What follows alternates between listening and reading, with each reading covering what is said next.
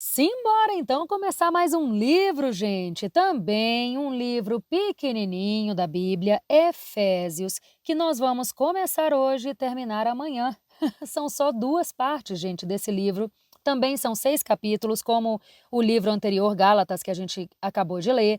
Hoje nós vamos ler os capítulos 1 a 3 e amanhã de 4 a 6. Olha só que coisa maravilhosa. Mas como eu tenho feito sempre no início de todo o livro, vou trazer aqui uma breve contextualização do que se trata. Efésios é o 49º livro da Bíblia e 10º do Novo Testamento, e aqui a gente pode observar diversos ensinamentos dados, adivinha, gente, também pelo apóstolo Paulo aos santos em Éfeso, lugar que ele visitou durante suas viagens missionárias.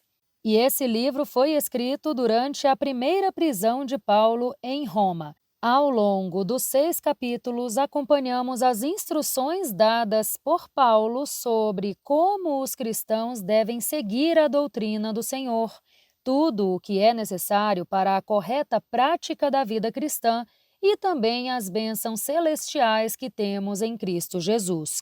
Paulo esclarece, por exemplo, nesse livro, que a salvação ocorre através da fé no Senhor e não com a realização de obras. O apóstolo inicia o livro apresentando os feitos de Deus e os princípios de todas as suas realizações. Em seguida, ele esclarece sobre o modo como os cristãos devem se posicionar em relação a Cristo. Ao vivermos uma vida em Cristo, somos renovados. O apóstolo também instrui a todos para que andem conforme os ensinamentos de Deus, tendo sempre humildade e amor ao próximo. Reforça a necessidade de sermos firmes em relação à vida no Senhor, não nos deixando influenciar por palavras vãs, homens e falsas doutrinas. Paulo também dá conselhos específicos para homens e mulheres praticarem no casamento e para a convivência entre pais e filhos. Então, gente, nesse livro nós podemos acompanhar as orientações dadas pelo apóstolo Paulo aos cristãos para que voltem suas vidas verdadeiramente ao Senhor, desfrutando do seu amor e sabedoria. E ele enfatiza que devemos nos conhecer e entender como filhos de Deus, para que possamos praticar corretamente a sua vontade. Lembrando, como eu sempre gosto de afirmar, de informar a vocês, né, de compartilhar, que esse trechinho aqui, essa parte da contextualização, eu peguei lá no site bibliaonline.com.br. Vamos então para a nossa leitura de hoje? Capítulo 1. Paulo, apóstolo de Cristo Jesus pela vontade de Deus, aos santos que estão em Éfeso e fiéis em Cristo Jesus. Graça e paz a vocês da parte de Deus, o nosso Pai, e do Senhor Jesus Cristo. As bênçãos espirituais em Cristo. Bendito seja o Deus e Pai do nosso Senhor Jesus Cristo, que nos abençoou com todas as bênçãos espirituais nas regiões celestiais em Cristo. Porque Deus nos escolheu nele antes da criação do mundo, para sermos santos e sem culpa diante dele. Em amor, nos predestinou para sermos adotados como filhos, por meio de Jesus Cristo, conforme o bom propósito da sua vontade, para o louvor da sua gloriosa graça, a qual nos deu graciosamente por meio do amado. Nele temos a redenção por meio do seu sangue, o perdão das transgressões, de acordo com as riquezas da sua graça, a qual ele derramou sobre nós com toda a sabedoria e todo o entendimento. Ele nos fez conhecer o mistério da sua vontade, de acordo com o bom propósito que estabeleceu em Cristo, isto é, de fazer convergir em Cristo todas as coisas nos céus e na terra, na administração da plenitude dos tempos. Nele fomos também feitos herdeiros, tendo sido predestinados conforme o plano daquele que faz todas as coisas segundo o propósito da sua vontade, a fim de que nós, os que primeiro esperamos em Cristo, sejamos para o louvor da sua glória. Quando vocês ouviram a palavra da verdade, o evangelho da sua salvação e creram nele, foram selados em Cristo com o Espírito Santo da promessa, que é a garantia da nossa herança até a redenção daqueles que pertencem a Deus, para o louvor da sua glória. Ação de graças e oração. Por essa razão, desde que ouvi da fé que vocês têm no Senhor Jesus e do amor para com todos os santos, não deixo de dar graças por vocês, mencionando-os nas minhas orações. Peço que o Deus do nosso Senhor Jesus Cristo, o glorioso Pai, dê a vocês espírito de sabedoria e de revelação por meio do pleno conhecimento dele. Oro também para que os olhos do coração de vocês sejam iluminados, a fim de que conheçam a esperança para a qual ele os chamou, que são as riquezas da gloriosa herança dele concedida aos santos e a incomparável grandeza do seu poder para conosco, os que cremos, conforme a atuação da sua poderosa força. Deus exerceu esse poder em Cristo, ressuscitando-o dentre os mortos e assentando-o à sua direita nas regiões celestiais, muito acima de todo governo e autoridade, poder e domínio, e de todo nome que se possa invocar, não apenas nesta era, mas também na que há de vir. Deus colocou todas as coisas debaixo dos pés dele e o designou cabeça de todas as coisas para a igreja, a qual é o seu corpo, a plenitude daquele que enche todas as coisas em tudo. Capítulo 2. A nova vida em Cristo. Vocês estavam mortos nas suas transgressões e nos seus pecados, nos quais costumavam viver, quando seguiam os padrões deste mundo e o príncipe do poder do ar, o espírito que agora atua nos filhos da desobediência. Antes, todos também vivíamos com eles, satisfazendo os desejos da nossa natureza pecaminosa, realizando as vontades e os pensamentos dela. Como os outros, éramos por natureza merecedores da ira. Todavia, Deus, por ser rico em misericórdia, por causa do grande amor com que nos amou, deu-nos a vida com Cristo quando ainda estávamos mortos nas transgressões. Pela graça, vocês são salvos.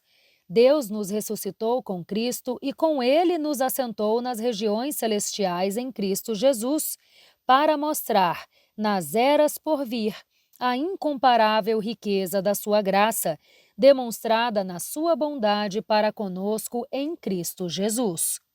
Pois pela graça vocês são salvos, por meio da fé, e isto não vem de vocês, é dom de Deus, não por obras, para que ninguém se glorie. Porque fomos feitos por Deus, criados em Cristo Jesus para obras boas, as quais Deus preparou previamente para que andássemos nelas. A unidade em Cristo. Portanto, lembrem-se de que antes vocês eram gentios por nascimento e chamados incircuncisão pelos que se chamam circuncisão, feita no corpo por mãos humanas, e que, naquela época, vocês estavam sem Cristo, separados da comunidade de Israel, sendo estrangeiros quanto às alianças da promessa, sem esperança e sem Deus no mundo. Agora, porém, em Cristo Jesus, vocês, que antes estavam longe, foram aproximados pelo sangue de Cristo, pois ele é a nossa paz, o qual de ambos fez um e destruiu a barreira, o muro de inimizade, anulando no seu corpo a lei dos mandamentos expressa em ordenanças. O objetivo dele era criar em si mesmo, dos dois, um novo homem, e assim estabelecer a paz e reconciliar com Deus os dois em um só corpo, por meio da cruz, pela qual ele destruiu a inimizade.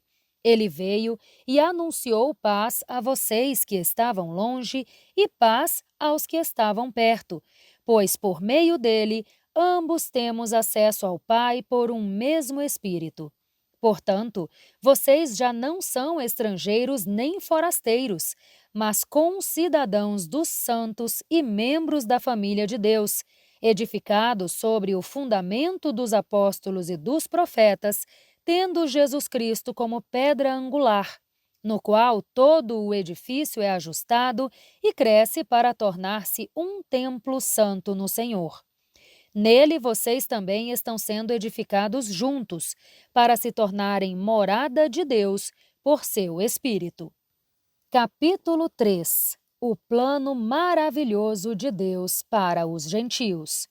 Por essa razão, eu, Paulo, prisioneiro de Cristo Jesus, oro por vocês, os gentios. Certamente vocês ouviram falar da administração da graça de Deus que me foi dada em favor de vocês, isto é, o ministério que me foi dado a conhecer por revelação, como já lhes escrevi resumidamente. Ao lerem isso, poderão entender a minha compreensão do mistério de Cristo. Esse mistério não foi dado a conhecer aos filhos dos homens, mas agora foi revelado pelo Espírito aos santos apóstolos e profetas de Deus. Esse mistério significa que, por meio do Evangelho, os gentios são co-herdeiros com Israel, membros do mesmo corpo e coparticipantes da promessa em Cristo Jesus. Tornei-me ministro deste Evangelho pelo dom da graça de Deus, que me foi dado segundo a força do seu poder.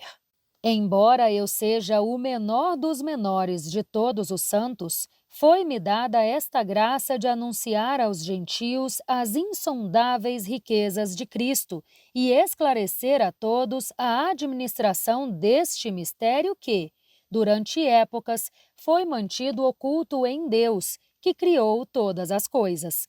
A intenção dessa graça era que agora, por meio da Igreja, a multiforme sabedoria de Deus se tornasse conhecida dos poderes e das autoridades nas regiões celestiais, de acordo com o eterno plano que Ele fez em Cristo Jesus, o nosso Senhor.